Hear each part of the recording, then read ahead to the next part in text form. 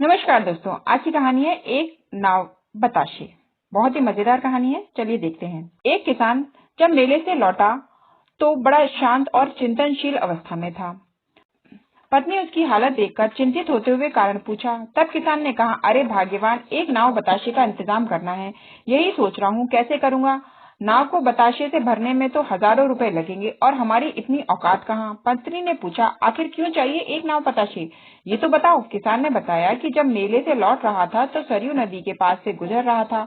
मैंने सरयू नदी की महिमा सुन रखी थी कि भगवान राम जी भी सरयू नदी पार किए थे, तो सोचा मैं भी सरयू नदी के जल में थोड़ा स्नान कर लूं। गर्मी तो वैसे भी बहुत थी, तो सरयू नदी के जल में स्नान करके अच्छा महसूस हुआ। लेकिन तभी मेरा पांव आगे फिसल गया और तेज बहाव में आगे चला गया, जहाँ पानी बहुत ज्यादा था। अब तो डूबने वाली स्थिति हो गई। मारे डर के चिल्लाने लगा, बचाओ बचाओ, लेकिन कोई वहां मेरी आवाज सुनने वाला दूर दूर तक नहीं था। जान बचाने के लिए तुरंत सरयू नदी से मन्नत मांग की। हे सरयू जी, साक्षात राम जी को आपने पार लगाया है, मुझे भी पार लगा दो। हम वादा करते हैं एक नाव भर के बताशा चढ़ाएंगे। फिर पानी का बहाव विपरीत दिशा में आया और मुझे किनारे की तरफ बहा ले गया, और किनारे आते ही मैं तुरंत नदी से निकला।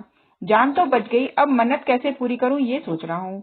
पत्नी मुस्कुराई और बोली, अक्ल बड़ी या भैंस बताओ तो जरा। किसान बोला, भाई भैंस ही बड़ी है, जो इतनी बड़ी जगह में रहती है, अकल तो दिखती ही नहीं। पत्नी बोली, अक्ल भले ही ना दिखे लेकिन बड़े काम की चीज है। तुम आराम से रहो, 2 दिन में मैं नाव भर बताशे का इंतजाम कर दूंगी। पत्नी ने बांस के पत्ते का एक छोटा सा नाव बनाया। बित्ता भर की नाव थी, सो एक पैकेट बताशे डालने पर ही भर गई। पत्नी ने किसान को देकर कहा कि जाओ सरयू नदी में बहा दो और मन्नत पूरी करो। एक नाव बताशे चढ़ाने की ही मन्नत थी ना, और नाव पत्ते की हो या लकड़ी की, बड़ी हो या छोटी, नाव ही होती है। किसान अपनी पत्नी की अक्लमंदी पर खुश हुआ। देखने के लिए धन्यवाद। Please like